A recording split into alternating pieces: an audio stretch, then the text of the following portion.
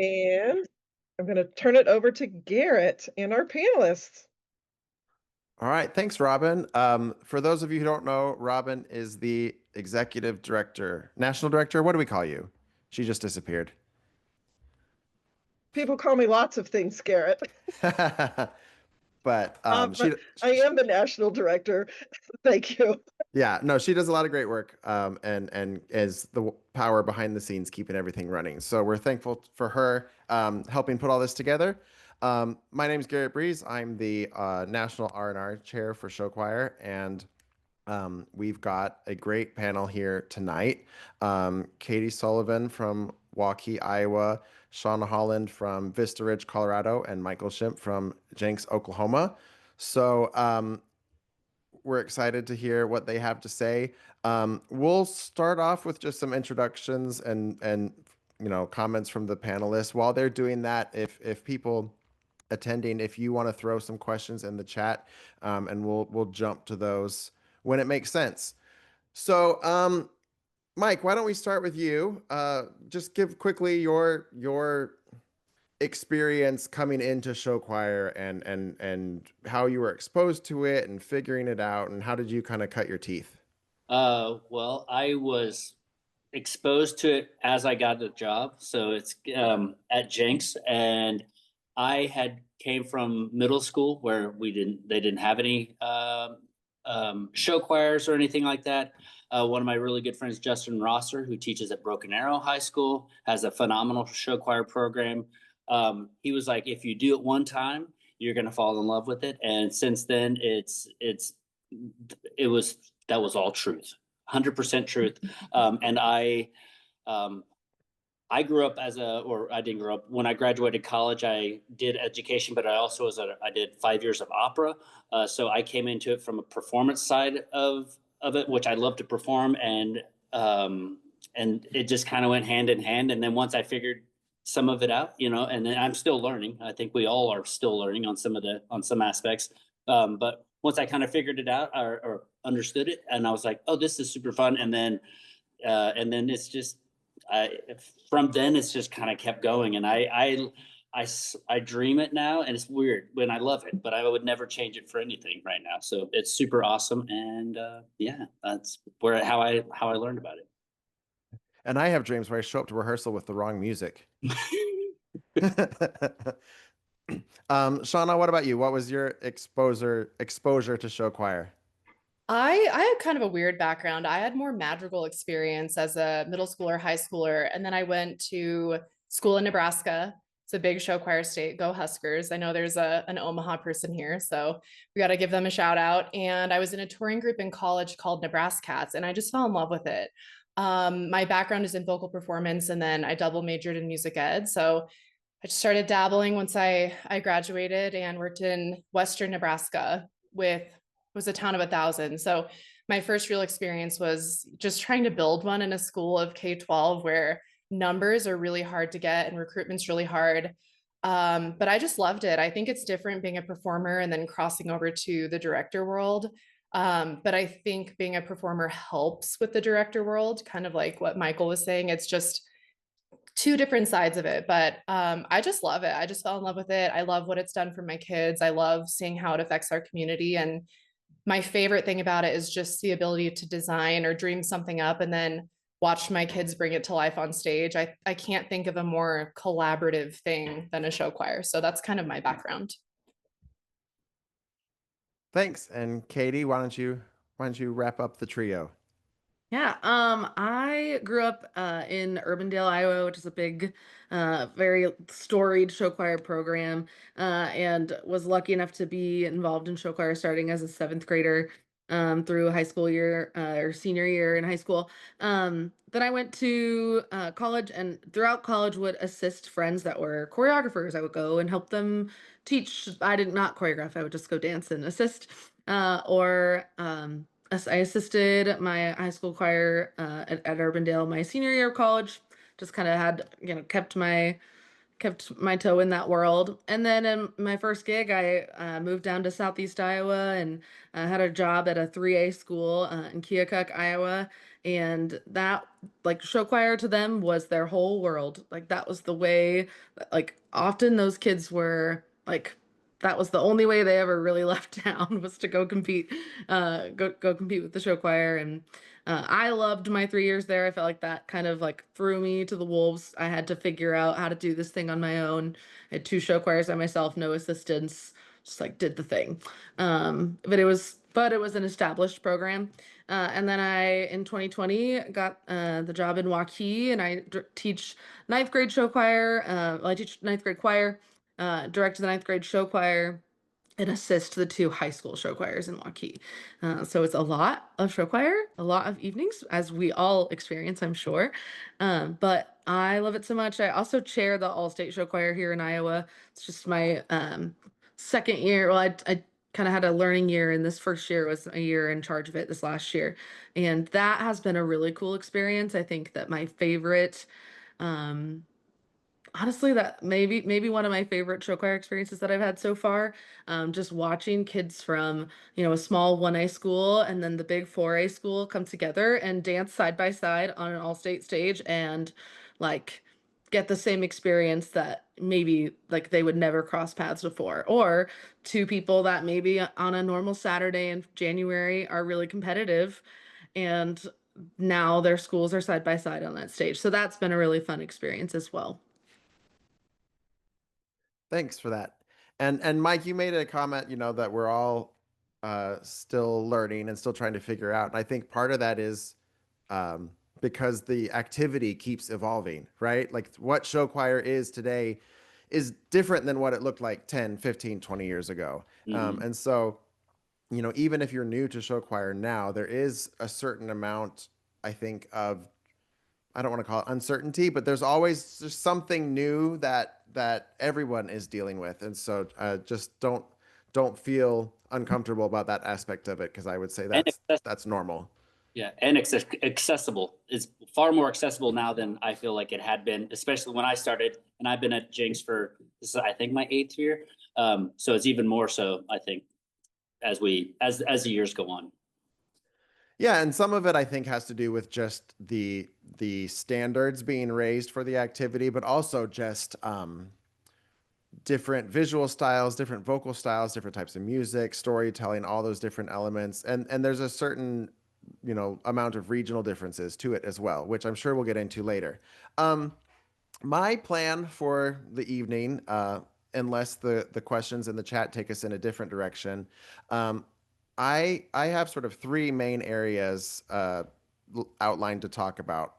One is just vocal technique and how to sing appropriately for show choir. And then there's the show production side of it. How do you design a show, pick your music, build a team, all that stuff.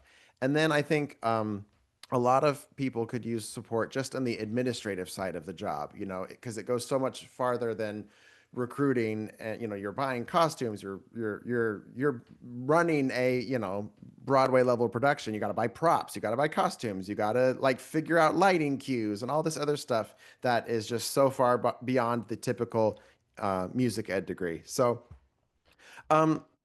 Katie, I want to throw a question to you. How would you explain good show choir vocal technique? And would you say, is there a difference between that and choral singing? And if so, what would those differences be? Wow.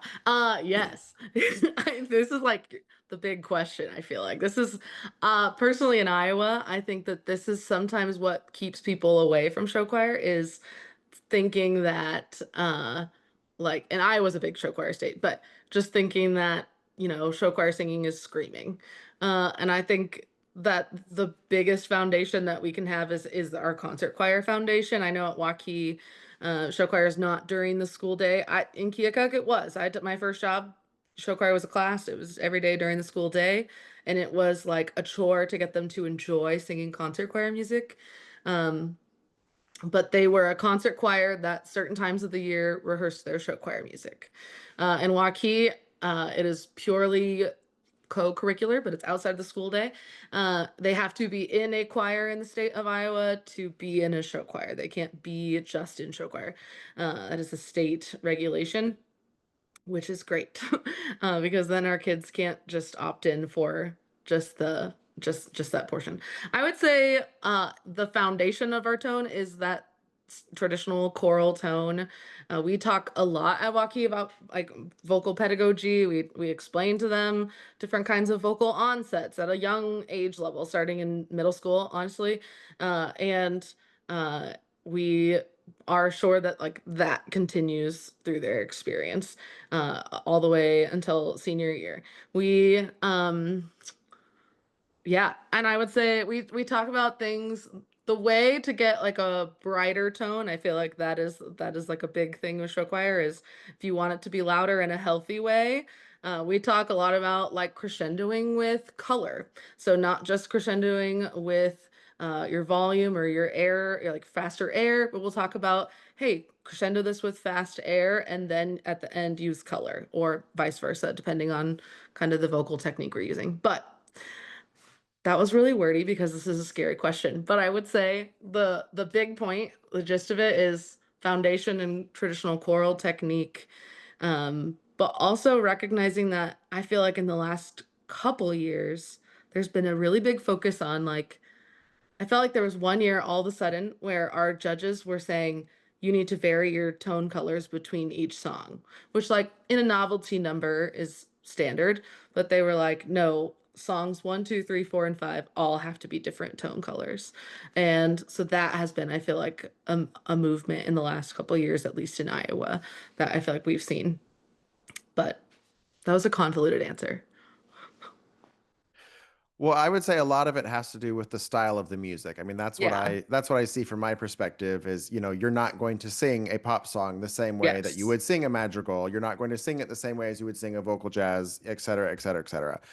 Mike, how do you approach that question of just style? And do you teach the music differently depending on the style, or is your basic process the same and then you add color later? Like, how do you approach that question? Well, we follow the same framework as Katie does, because it's like I tell my kids that what we do in the classroom only accentuates and helps out what happens on the stage. And what we do in the classroom, that's the foundation of everything that we're doing. So yeah, I think it's very much so like every single song has its own feel, I guess you could say. And sometimes like I get into my own little rut and I can't hear the thing that people are wanting to hear. And I'm like, okay, so then I push it out to like my choreographer or something like that and be like, hey, can you listen to this, or send it out to some other vocal person to be like, hey, can you tell us what we need to do? And I think that's one of the cool, and that's an awesome thing about so many of our show choir friends is that they want to help. They're like, oh no, I'm not going to do anything. I'm not going to help you out. They really want to help. They want everybody to be successful. And I think that's super cool. But yeah, I much like Katie said, is that I base everything off of our choir in the classroom, and our show choir is not during the day either. It is a 0 hour at 7:30 in the morning, and then we've talked about, we have 3 different show choirs, so we've talked about having one in the evening, but then we have athletes that are also in our group, so we don't want to lose those kids because if we start doing all those things. Sorry, and I'm going on a squirrel path on this one, so I apologize. But pretty much the same framework as Katie. So I'm just going to stay there, and then we'll move on to the rest because I'm sure we'll get there. All right, Shawna, what about you? Since this is the big question.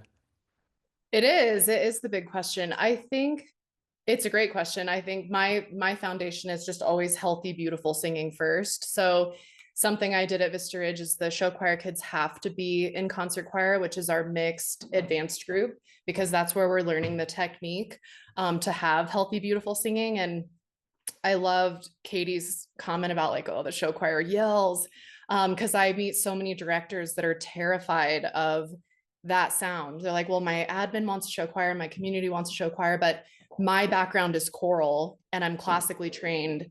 I'm so scared of that sound. But actually, those are the people that should have a show choir, I think, because they have the foundation in teaching beautiful, healthy singing. And then I also agree with Katie. We're seeing that movement in Colorado too, where there's sort of this expectation of kind of a new tone color per number.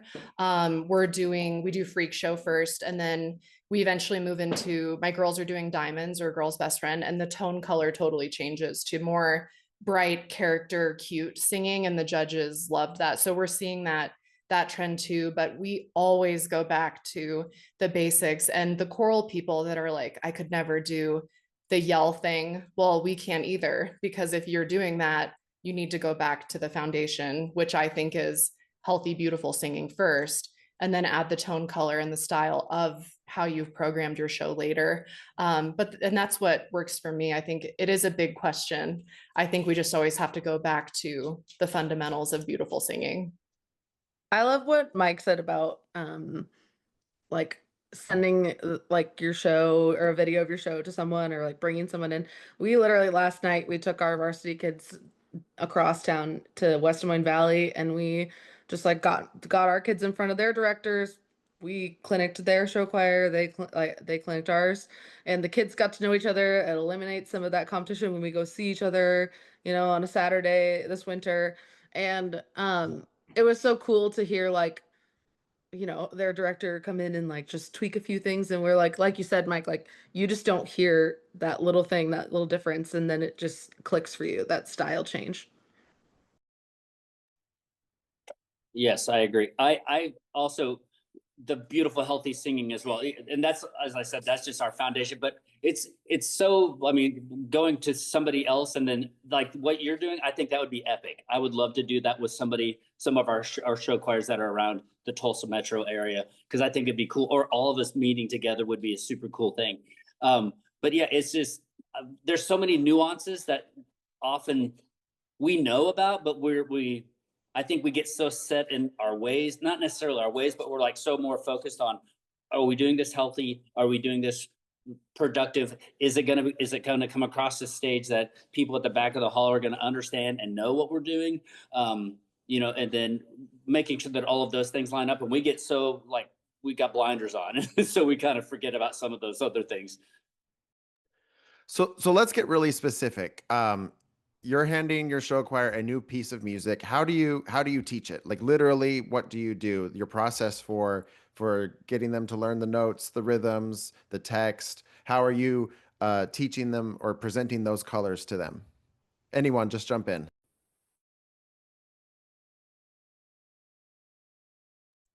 I'll jump in. We start with we solfege it out. I'll often, like, we'll sight read it out for the most part. Now, some of it technically is like difficult rhythms and things like that. Then we have to like count through all of those things. But because a lot of the stuff that we tend to get sometimes is very like rhythmically, technically driven, and that we have to make sure that all of those things are crispy clean first before, you know, the magic really happens. But we solfege it out. We also then, I will send them out into sectional circles and go that way. And once they're a little bit more comfortable, then we'll start adding track into it and things like that. I also have a fantastic like assistant that works with us. Her name's Lisa Lawmeyer, and she's great about when we have time to work with others and stuff, that we can take our small groups and just kind of push them to another person, or to her, where she can work on those parts and things like that as well, whether it's on a keyboard or if we're sight reading through things, or if we're on a track and things like that. So that's one way that we do it for our older groups. Our younger groups, our boys, we have to do it a little bit differently sometimes, but yeah. Yeah. I a similar process, so I won't, you know, repeat everything, but this year, so my ninth grade show choir also rehearses in the morning, except for they pushed our school start time to 7:40 now. So they rehearse at 6:45 in the morning, twice a week. It will be at my show band rehearsal in 10 hours. It's gonna be great. Um and it's actually been awesome. I just told the kids, hey, we're not gonna complain this year. We're just not ever gonna say we're tired. It's going to be awesome. And they've been great. But my ninth graders, as you can imagine, them being younger, this year I did something new, and we did a vocal camp. We just did like a Saturday morning for, I think it was like 4 hours. I bought them donuts, and then we did a little team building, and it's the first thing we did. And then when I teach in a ninth grade only building, so I'm the only choir director there. So one of my high school colleagues came over and helped me just teach all the vocals. And we just did sectionals. We solfeged the parts that made sense, like the ballad and a couple ooh and ah sections. And then yeah. And then sometimes, honestly, they familiarize themselves well enough with our Garrett Breeze tunes rehearsal tracks that tends to help them, which is not the best way of teaching it, but obviously we don't want to teach entirely that way. But yeah, we did a vocal camp this year that was majorly helpful. I think for us, so I guess kind of both. So to be in show choir at Vista Ridge, they have to be, like I said, in the concert choir. So they all have sight reading skills. We use solfege. We always have rehearsal tracks, like the Breeze Tunes tracks are super helpful. So they're sent home. My kids are sent home with their music folders before summer starts. So I picked my music last March or April. They leave for the summer with their music, and then they know who their captains are. So there's a captain for each section. Each captain is a Colorado All-State Choir kid. They will put the solfege in their music, do the things, and they actually rehearse over the summer before our big July camp. So before we go back as a staff, we have a week-long summer camp, and this is so great. They come in knowing the rhythms, knowing the pitch. Those all-state captains will circle stuff. If there's something they can't quite get, I already have my notes marked of what's not working and why, but it's really cool to see my captains lead from an all-state background. It really works for us. And then they come in knowing the bulk of it, and we can really start fine-tuning the tricky stuff, working on coloring stuff, the style of stuff, and they all can read the music previously, which helps, which is why they have that foundation. But we start really early, which helps us.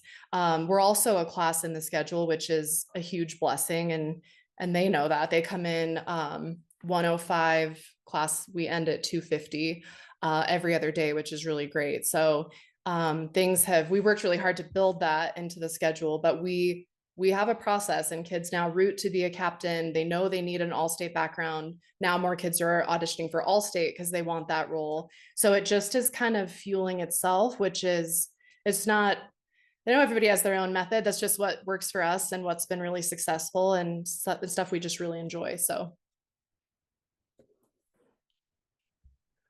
Well, if singing, with style and healthy vocal production, if that's the big question, number two's got to be, well, how do you get them to sing and dance at the same time, right? Because you teach them how to do all this, and then it all falls apart when you add choreography. And I feel like almost every time you add a new element, it falls apart again, and then you have to get it back up to speed. I mean, is that just part of the process, or is there a way to sort of make that less painful? Especially when you have a more elaborate show, but even if it's just dancing and singing, like there's such a difference between the attention span, the focus, just the physical effort it takes. So how do you get them, especially with the younger singers, how do you get them used to that? I think you have to know your group. I think the more advanced they are, if you're just starting out building one, don't grow too big too fast. Give them stuff they can handle, give them choreography that they can do well, and always remember that singing is essential number one. The choreography is second. So if choreography ever becomes messy to the point that they can't do both, you have to simplify it. And I think that comes from, you just got to know your group. And I think as your group grows and they can handle more stuff, the choreography becomes harder.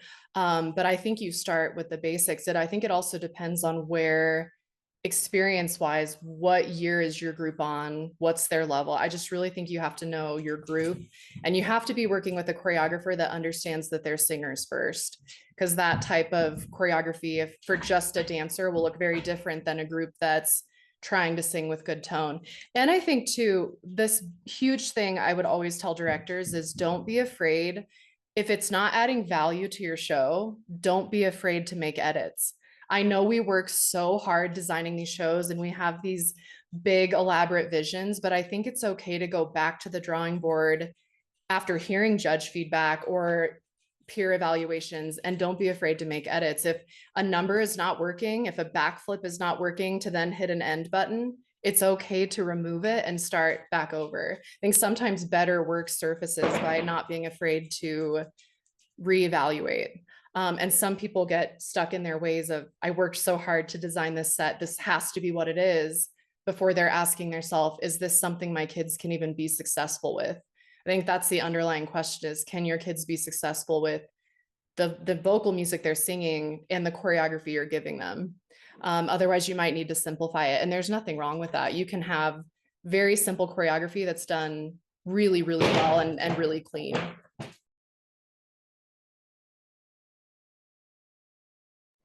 Yeah, I think I will echo again. I think everything that Shawna just said really eloquently. I think that the only thing I would add would be in agreement with the editing thing, that simplifying is okay. Even I, especially with my younger singers, um, it's okay if you take something that Garrett arranged really beautifully in 4-part harmony and you make it a unison melody for a minute just to like make a dynamic impact after a dance break or make something happen like that.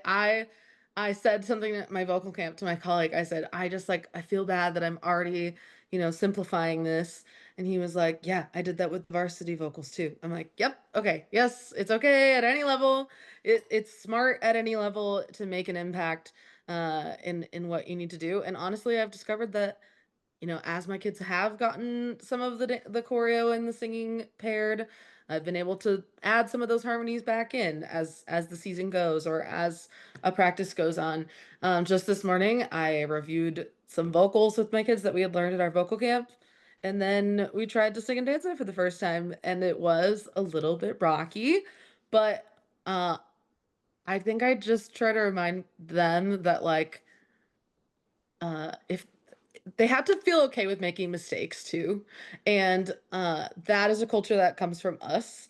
And so I will often say the phrase is like, my job is to teach you how to sing and dance. You don't come in here already knowing how to do that at the same time with good breath support, good tone, good technique in your choreography and vocals, right? So it's our jobs to like make that happen and be okay with the mistakes and roll with it. Would be a little soapbox that I have of that. But um yeah, I think I was gonna add something else, but I forgot. So that's plenty. Well, I'll just jump in real quick here too. I think there's such a I think mindset that comes from traditional choral music, which is like, this is the composer's grand artistic vision, and we mustn't deign to alter it in any way, right? But the thing you have to understand is, like, as an arranger, I write the music before any of the choreography is done.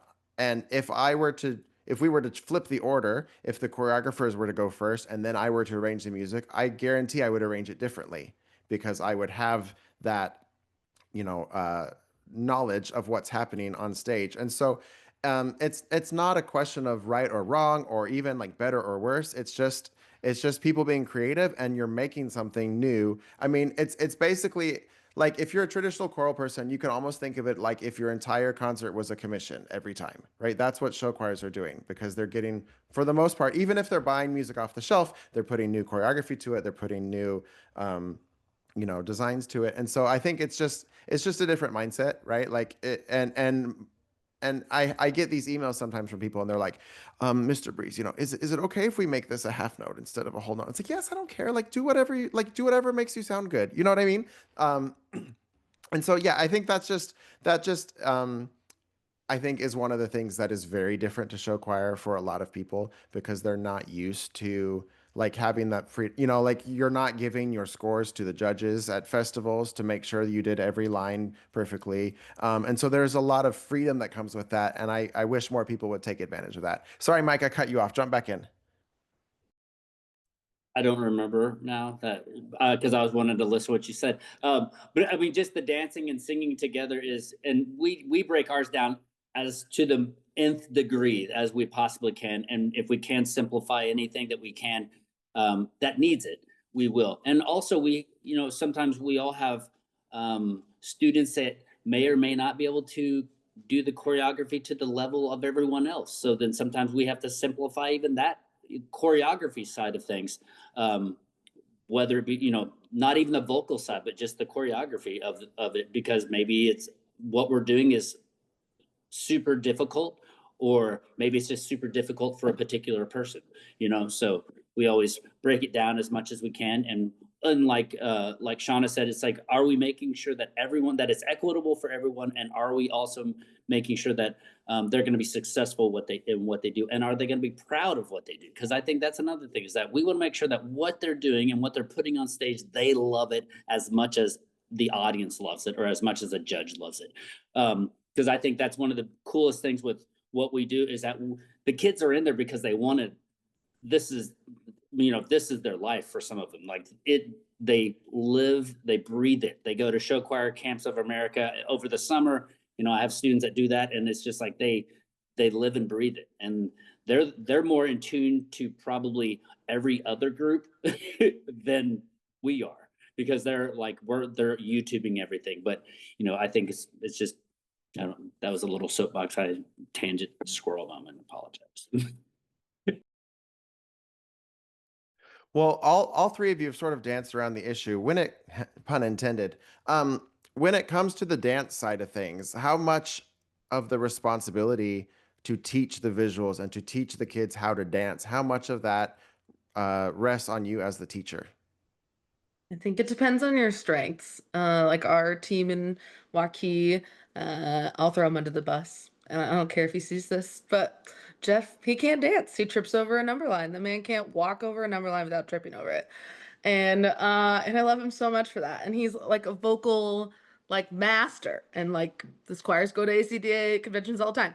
But and Tony and myself and the other assistant Caleb all dance with the kids and learn every bit of choreography and clean it with them. And but that's what my job is at the high school, is to clean that. But then my ninth grade group, I don't really learn the ninth grade choreography. I have high school assistants that come in and do what I do at the high school, but for me and my ninth graders. So I think that totally depends on your strengths as a director, and I don't think anyone should feel pressure that they have to be in charge of that, because I would venture to guess that almost every group has like at least one kid that could do a dance captain situation, hopefully, or like someone they can bring in, and I know that that's not always the case. I did the small school thing too, but yeah, and choreographers that are smart musically, I'll just like a little bit on what Shawna and Garrett both said of like, having people on your team that are going to choreograph it, they know when a crescendo into a dance break is going to happen, and they make sure the arm is going up so that matches the crescendo, or whatever that might be. Those things are super important, super important as you're hiring those visual people too. Yeah, I agree. I think you just have to know your team's strengths, but then as the director of the group, not be afraid to tell the choreographer when something's not working. If it doesn't work for your group, I think it's our job as a director to keep our kids around people that have the right intentions for it. And you have to know your team. I did dance in college, but I also have a choreographer who sang. So marrying the two together, we can say like, this isn't working, or I can explain a vision. We make a big circus tent in our opening number, and I had the vision for it, but she put it together for that to happen. And we would tell each other when something wasn't working or it wasn't symmetrical. But I totally agree with you, knowing your team, and then also staying in your lane when someone's, can do it, can take it over, and trusting someone to do that for the greater good of the group. I think if any middle school directors are in here watching this, there are a lot of high school programs that have kids that want to go on and dance that will come down and help your kids for free. If you have before or after and they have off periods, we have a ton of our captains that go help middle school programs with just basic moves to get them a start, to get them moving. And then a year later, the director already feels better with basic movements like a step touch or, raising the arms or whatever it is. So there are tons of free resources out there if you're trying to just get a start with younger groups, but you're in an area that maybe you don't have the resources, that are just absolutely free by people who want to help you. Just choose wisely and make sure it's the right fit for your group first. I do not dance, and I do not ever claim that I can dance. In fact, my students all know that. And so we are very lucky where we are, that we have some amazing kids that have taken dance forever and ever. Amen. And they can sing and they can dance, and they help me clean because they're already doing it. I don't dance with them. Like, I'm much like your director, Katie, where I will trip over things. I will be the one get smacked in the face by a student's pushing their arm out because I forgot that it was going to be happening because I'm smacking me in the face. But we have kids, we have amazing kids, and we all do, I know, but we have like really amazing kids that have, and they're much like the ACD or the all-state voice captains, or however that works with you, Shawna, is that we have kids that like are dying as freshmen and sophomore. They're like, I want to be a dance captain. I know I want to be a dance captain. And I'm like, well, just keep following the dance captains, because that's, you know, if we understand and we will support you 100%. But we are able to bring people in every so often, and you know, and that's another thing, is being able to do that and have the resources to do that it's incredible. And if we didn't have it, we'd figure out a way to do it. We'd, you know, ask others around and do that as well.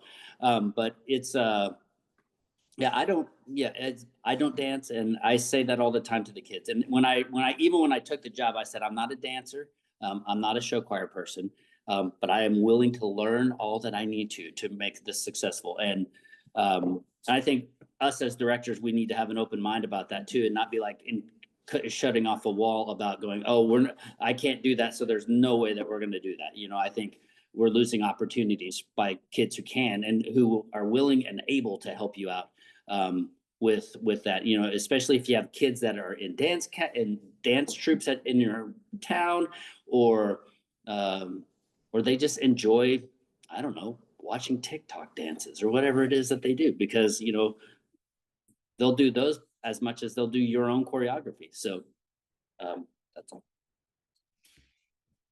I love that Michael said that about kids. I feel this just inspired me, and I didn't mention this, but our choreographer is actually a former student of mine that graduated in 2015 who loved being dance captain so much. She got a full ride for dance, went to college, student taught for a couple years, and now she's our full-time choreographer as we onboarded a dance program. So she actually was in the first ever show choir. But yeah, trust the kids, because they live for it. They live for it.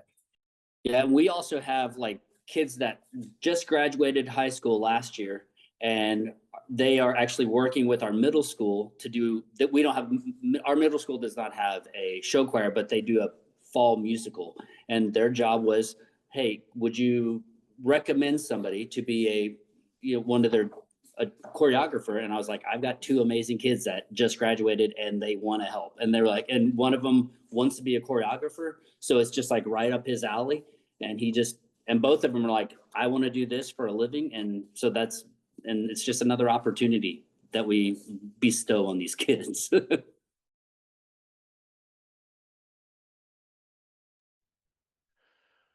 Before we get off onto other tangents, how does your approach to teaching show choir change between a small group and a large group?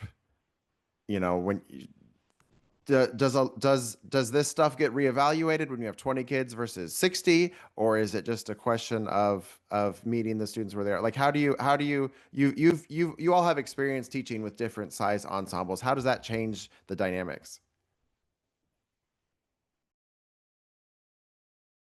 I'll go first. We have a girls group that is a smaller and more beginner, I guess you could say, more of a prep group, that my director, Miss Lawmeyer, she directs them and kind of takes it a little bit of a slower pace. But then I also have my guys. So I have my main group of guys that are in Trojaneers. They're also in a group that's called the Airmen, and it's all of the guys and some added guys on that are not currently in Trojaneers. And that can be a crazy town with boys just by themselves, and in a good way, not in a bad way, because they're so much fun to watch, and their energy and their goofiness and which is totally cool with me most of the time, that I'm like, oh yeah, let's totally, and they want to be as hammy as they possibly can for the guys, and that works well for them, you know. But the size, I think you just have to know kind of the common thread is like, you just got to know your group, and like whatever is going to make them successful, is what's going to be the biggest push for at least my ensembles and stuff. So.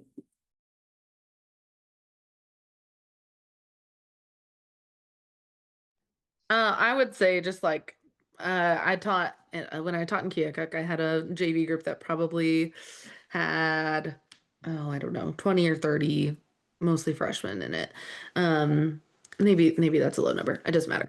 But yeah, I think that I was a first year teacher and I did not know that it was okay to simplify, like I said earlier. So I'll keep that short, but I think simplify, like cut out parts or just purchase arrangements that are simple, or ask, an arranger if you can do a custom arrangement to simplify that down. Be okay with some unison moments if it's going to mean good technique and it's going to mean good performance, and like Michael said earlier, but like them feeling successful and proud of what they're doing. I think that those things are okay if it's a little more simple. And like Shawna said earlier, being okay with having a conversation with your choreographer or whoever is on your team and saying, hey, this isn't working, and I would like to see this change, and being specific with your feedback of like what you would like to see change and what needs to adjust for your kids as well. I think for me, so I have this year in my top mixed group, I have 54, and I've had as few in a JV group as 12. And I think the size of groups come with different strengths. I think the management becomes harder in a group of 53 because you have to know your district's policies. So ours, for every 8 kids, you need 1 chaperone traveling with you. So the more kids you have, it's more complex to manage, to tour, to stay in a hotel. I think the energy is different in front of the class when you have 54 kids, roaring in from fourth hour after lunch. And they're just kind of like wild. That's a different energy than 12 JV girls coming in. So the management piece of it, I think, becomes harder the bigger the group is. How many can you cast that still fit on a charter bus? Can you afford 2 buses? It is easier when the group is smaller, but the flip side of that, I find that the confidence that comes from kids in groups of large numbers changes. I think a section of, 13 to 15 altos looks very different than 2 altos. They feel a little bit bolder to sing out and to stay on that F the whole song, or whatever it is that they're doing. So I think it's interesting to see, with growth comes different challenges, versus we got that competing last weekend. Someone said, you have 30 boys and 54 kids, but they had a group of 24 singing really well. The size of your group doesn't actually matter. You can still go back to the foundation of, is your group of 24 singing beautifully? Do they have choreography that they can manage? And are the choices you're making adding value to your show? And if you answer any of those no, go back to step 1, which is beautiful singing. And that's just my personal motto, but I think there are strengths and weaknesses, and no one size group is better than another. I really mean that from my heart too, coming from my Nebraska people in the chat will know I taught in Sutherland, Nebraska, and I literally had like every kid in the senior class was in show choir because the graduating class was 12 kids. So to now Vista Ridge has a population of 1,700, grades 9-12. So I have a huge heart for small show choirs in the class D school. And I have a huge heart for a show choir of, 50 in a class A school. They both matter, and they both matter the same to those kids. So I think that's important to note.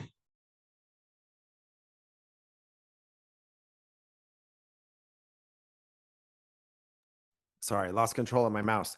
I haven't seen any questions in the chat yet. So if you're trying to ask one, it didn't work. Try again. Oh, here we go. I'm hoping the panelists might address their philosophies about show choir concerts outside of competition season. That's a good one. So do you 3 do any sort of, fall, winter, spring concerts? How does that fit into your program? We used to do a fall show, and this is the first year we did not do a fall show, and it's been like godsend. It's just because how we did is we used to have a fall show, and then we have winter set as well, and then our competition set all three at one time. We had all three of those running at one time. The shelf life for our comps, our fall set, was 2 performances, and I was like, is it okay if we pull that? And the kids were like, please, it would be okay. And I asked them most of the time, like, do you want to do a fall set? Sometimes, not always. But then we also do a Christmas set. But we have a Christmas show. That's a show choir show that we're starting this year. We had done some other things in the past, but now we're doing what we're calling it an evening at the North Pole, and everything is themed off of Santa Claus and the North Pole and such, for all of our groups. So it's just, we do that. So we have that's another one. And then we have our comp set. And then after the comp set, we're done. And the kids are like, I'm out. Yeah, I'm done. But so we used to have 3, we now only have 2, and it's amazing. That is wild. That is so much. That is just a lot. We do not. We have a comp set and that is it. It's more of an Iowa thing. I would think that I can feel confident in saying. So yeah, we start learning our choreo in July. Garrett likes to tell us that it's June 1st because we asked for our arrangements very early. But we choreograph in July, sometimes August, and then, yeah, we start actually practicing when school starts, but we have our choreo camps in the summer because that's when we can get our choreographers here. And then we wrap up our season this year. It's March 2nd. We'll have our last home show and then we'll be done. It's a long season, as we all know. So we have our camp in July. We actually have 3 concerts a year and an elementary tour. So our first concert is the 2nd week of October. In our district, we have a 2-week fall break. So I do put them on stage in concert with every one of my other choirs, but they end the show. They just have to because it feels so big and showy that they cannot go before beginning men's ensemble. We just kind of build and we end with show choir, and that's just the tradition they know. Then we have that 2 weeks off. I do put them on stage because we compete the first weekend in November every year. So that fall concert's the first time they have eyes on them, and it really changes how they compete. I'm a big reps person. I like to give them reps. I like to give them an audience, and the new kids need to feel what it feels like to be in front of an audience. And then we compete. We have an elementary tour coming up. So we travel to 5 elementary schools. We'll perform our whole set and 3 numbers. And I started doing that to recruit my program. And now those elementary kids are like, I watched you in the 2nd grade and here I am. And then I'm like, oh my gosh, I need to retire. But I love it, so I never will. And then we move into the spring. We'll have our December concert with every other one of Vista Ridge choirs, and they end the show again. We compete again in January. They compete again in April. And then we have our end of the year concert in May. And that's also our awards concert. So we do the choral award. We award the dance captains, all get graduation stoles that are customized. They say dance captain. It's a big deal. They're pink. So all the kids want a pink stole with their gown. They think that's so cool. So we actually do have a pretty intense concert season, as well as 3 or 4 concerts a year and then 3 or 4 competitions a year.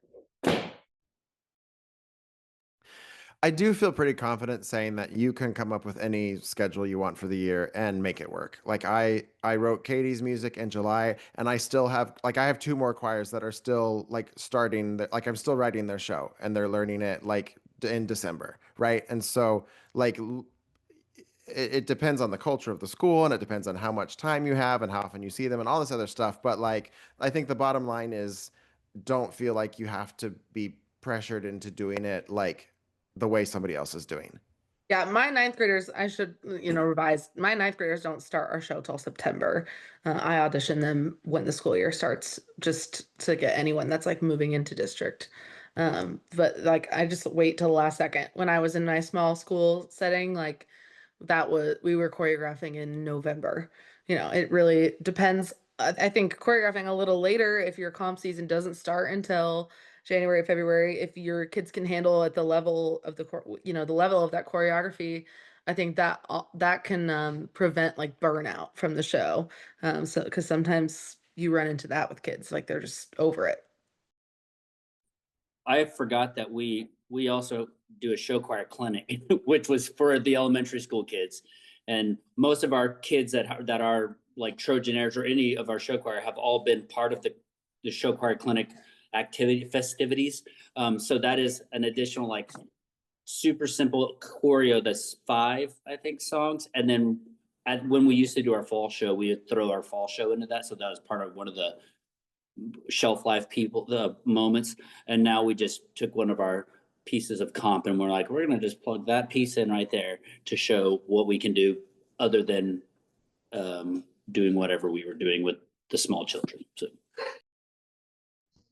I love that Garrett brought that up because I don't think it should be something like, oh my gosh, this one group is touring this much or doing this, like I can't do that. So there's no way I could start a show choir. There are a lot of really competitive Colorado programs that don't start their competition set till January to compete in April. So and they just do one that year, and the spring semester or the fall semester, they focus on a different style or their chamber music or whatever it may be. So once you know kind of what your community wants or your program's looking for, I totally agree with Garrett. You can tailor it to work for what your needs are. We've got another question. What types of activities do you do to help build the stamina, physical strength for your shows? we do, our choreographer has a fantastic like core development exercise that he gives us. He has a couple of them actually. So one of them we do all the time and it's called breakfast. And they never want to do breakfast because they know that their core is going to die and that it's going to hurt. And they're going to have to like they're going to have to probably spend more time stretching because of how much ab workouts that they do. You know, we've had, our kids sometimes ask, can we go run to the tennis courts, which is only maybe 100 yards down the way? And then we're like, go for it. Just don't fall and trip where I have to write a report. But most of the time for stamina and things like that, it's the repetition. Definitely more reps, get that in there, but also throw in a physical activity that they can do. Jumping jacks. I know that seems like super simple, but you'd be funny to see kids do jumping jacks and they do them all. I don't know how they do it, but their arms go up and their feet stay together, and then they do them backwards. Because they've never done jumping jacks, I guess. I don't know. But do jumping jacks or just something like physical to get them doing stuff. If you want, I can send you, anybody, I would be happy to send. I'll have to talk to my choreographer, but I'm sure he'd be fine to send you guys the ab workout that we do. That's called breakfast. And so there's that's something we do. Yeah, I'd love to. You should definitely ask if you can send that to us. Our choreographers at our choreo camps will do warm-ups, and then our kids tend to just learn their warm-ups and then do them at rehearsals, I would say at the high school level. That's more common. And then obviously like reps of your show, you've gotta, like you gotta make sure they can like run it and do the thing at full speed, all the things. Make them run it several times, back to back. I would say like the smallest like little hack that I've enjoyed learning from my high school colleagues that I take to my ninth graders is every dance break, we make them hiss the whole time. It like when they're starting, at our first rehearsal, every dance break we make them literally just hiss. And it makes it so they can't. Kids always hold their breath during dance breaks, and then we always have big vocal moments after dance breaks that they can't execute unless they're thinking about, that low expansion. And so we all do like hissing warm-ups in choir. That is something that, maybe it's definitely probably not inventing the wheel, but I love it, and it's a great little hack. Make them hiss their dance breaks. I love that so much. I'm gonna steal that from Katie. Ours is really silly and simple, but the kids lose their mind when we do this. For some reason, they love the song No Roots. If you just listen to it when we get off the call, you'll hear like why kids want to dance to it. It's got such a good beat. But we will let our featured dancers have a moment. They'll pick a class. We'll have a Google spreadsheet where they sign up, and they each take turns doing, it's kind of like monkey see, monkey do. So they might do like an 8 count with jumping jacks, and then they'll go into a step touch, and they'll just dance the whole number. And the kids absolutely love it. And they never know what choreography they're going to get, but they just copy whatever the dance leader down front is doing. And it has become such a staple. They love the song. They never pick any different song, even though they're allowed to. It just has become this challenge with no roots for whatever reason. But I feel like it's almost even become an icebreaker too, to see them connect with each other, and they're laughing and they think it's so fun.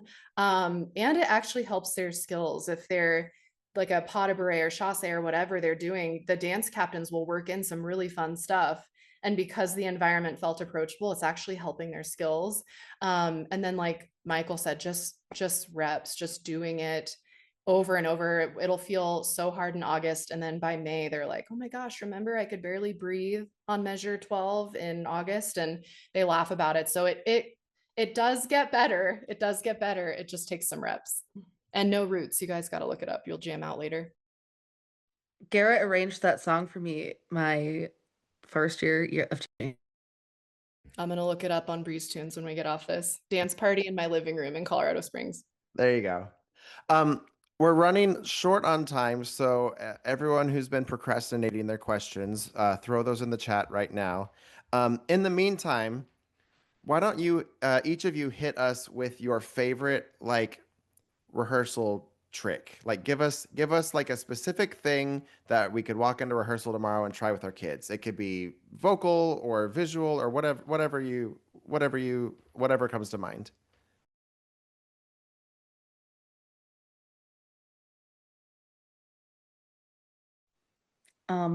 I will be bold. I think the singing the dance breaks thing is really, really helpful, but that's a cop out, so I'm gonna try to give another one. I think like making your kids vocally hit their like choreo accents. So like, we all have the trope of like choreographers don't always count. They like do like 5, 6, 7, 8 shot, but like they have like choreography speak. Make your kids do that.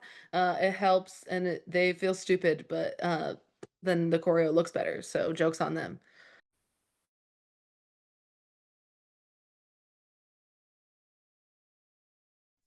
I'll answer. I just asked in our show choir chat because I am curious to see how they would answer this. But in a group of 53 after lunch, when they're losing steam, this is really silly, but it gets them up and it gets them moving, and it kind of revitalizes them if it's too early in the day or they're getting tired. But they just use it's arm, arm, leg, leg, and they'll just go 5, 4, 3, 2, 1, 5, 4, 3, 2, 1, leg, leg, 4, 3, 2, 1, 4, 3, 2, 1. And then at the end, there's a big starfish jump and they all scream woo. It always revitalizes them and they love it.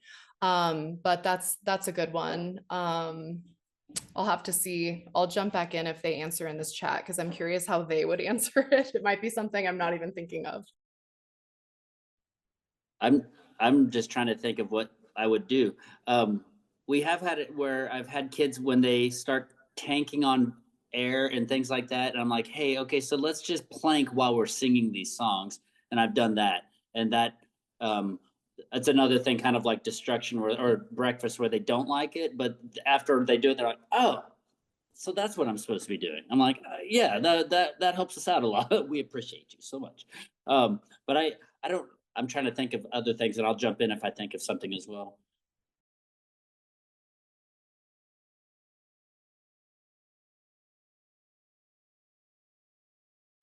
Yeah, a couple people. So, Robin and Renell, sorry if I'm butchering that name, both made comments in the chat about how they're, the marching band has similar issues when it comes to stamina and just like conditioning, and so yeah, you might be able to talk to your band partners and see what they do. And I think that's an interesting point. Like a lot of times, I feel like maybe at certain schools, the marching bands and the show choirs don't necessarily get along, or they don't understand one another. And I think there is a lot more in common than maybe otherwise. So that's just something to consider as well, that like you may be able to help each other more than you think in a rehearsal setting.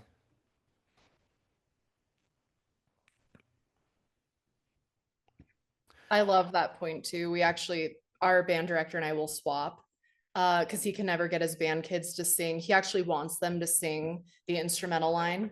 So we'll swap and I'll get his band kids to sing for me, even though at first they're like, we don't sing. And any little rhythmic thing with my kids, he will have a totally different way to approach it than I ever would have thought of. And I'll come back and they're like, well, why didn't you just do that? And it's like the perfect rhythm after the band director does it. So it is actually really fun to trade classes with your band director, and the kids love it. They love watching you try to be like that person for the day, but they also absorb what they're teaching. So give it a shot. It's actually really fun. I've I had would the also, opportunity to do that as well. Sorry about that, Rob. Go. But I've had that opportunity to go see, have as a choir director to go to a band, and they were like to be going to like Midwest or something gigantic, and they're like, hey, we have to be able to sing this part, so could you come and teach us? I'm like, yes, that would be awesome, because I've heard that I will listen to them and they will be marching and singing their stuff, and I'm like, you guys can do this. So it is a possibility, but it is super cool, and it's a totally different feel, especially when you're used to choir kids and then they're a bunch of band kids, and it's just, they're the same kids but also totally different. I would also offer to the group that you do have specialists probably in strength and conditioning around your school called athletic directors. The people you're probably looking for are the people that are teaching long distance running. That's what I would offer to you. Not just you need more conditioning than, let's say, strength or weightlifting or any of those things. So soccer, people who coach soccer because the field is so big, people who are doing long distance running, these can be really great partners, particularly as it relates to like breath, and keeping enough oxygen in your bloodstream, breathing deeply, and things like that. So if the band director's scary, try the athletic director.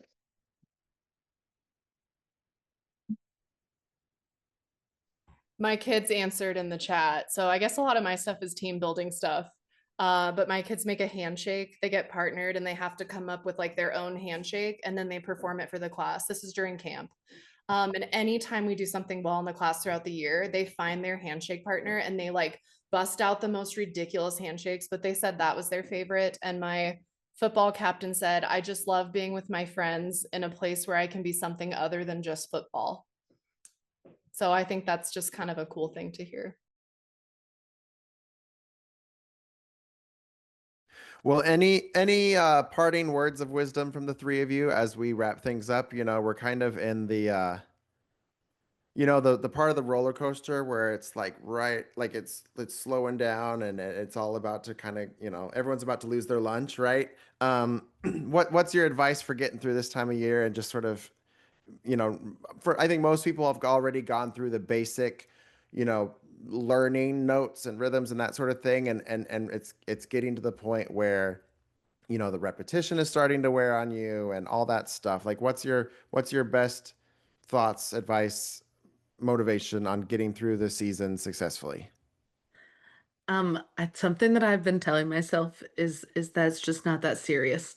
And like I don't like, so if I sometimes hate to say that because I don't want anyone to think I don't take it seriously, but it is just not that serious, and it is just show choir, and we are all just trying to get through it together. So just remind yourself sometimes, like when you get a email that is annoying, or a kid misses rehearsal and your reaction is to be like really frustrated and mad at them, like it's just not that serious, and tomorrow will come. I'm going to do the same thing, because that's one thing that I have a hard problem. I know that my assistant would say the same thing, that I want to go all the time. And I don't really give an opportunity to just breathe, and my wife would also be like, can you just like be home for just a little bit of time? It would be great. And my family would be that way as well, and it's just like, enjoy your kids, of course, but also enjoy yourself, because you're the one who's going to have to make it to the end.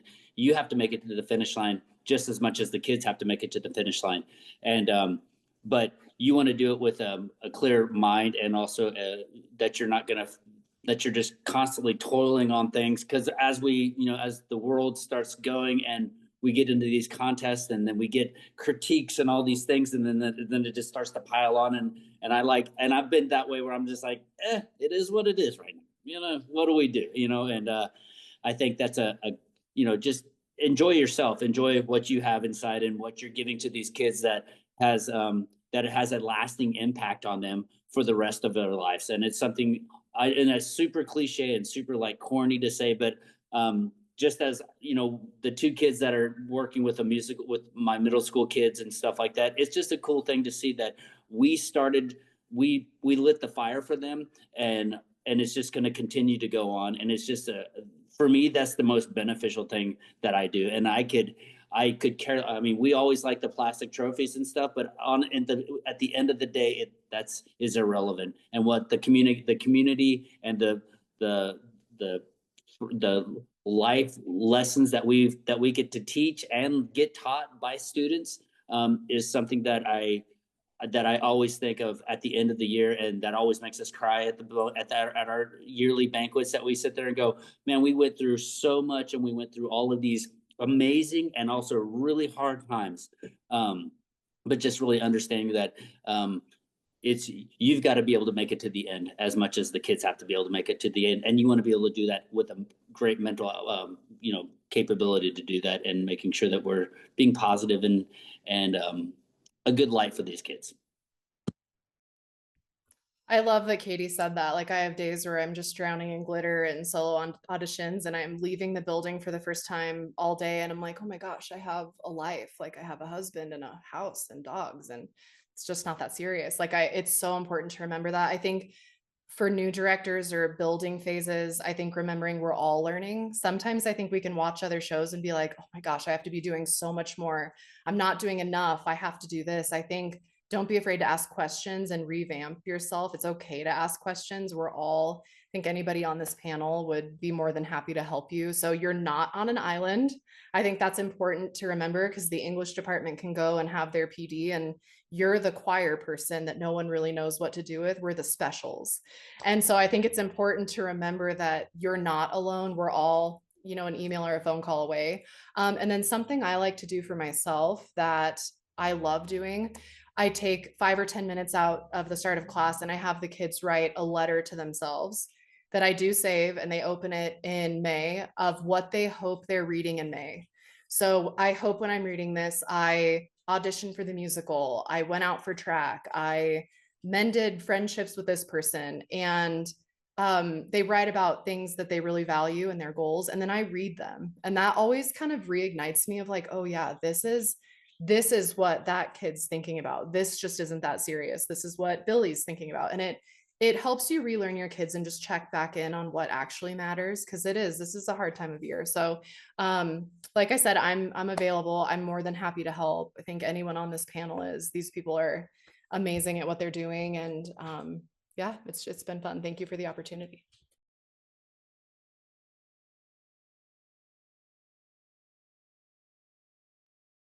All right. Well, I think that's to wrap up. I see a lot of conversations on Facebook and other places about, hi, I'm new to show choir. What do I do? And the response is pretty much always just like ask people questions, right? Talk to people, get to know other people, and don't try to do it all yourself. And so I think that certainly holds true here. Like, any one of us can answer questions, and I'm sure there are people in your area as well. All of the really successful programs that I've seen have a team of people that are supporting the director. It's not just one person. So that's just something to keep in mind.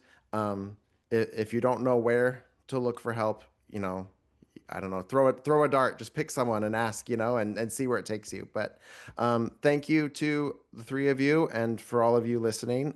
This has been a really enjoyable evening, and hopefully you got some things out of it that will help you in your programs. Thanks, everybody. Have a good night. Thank you.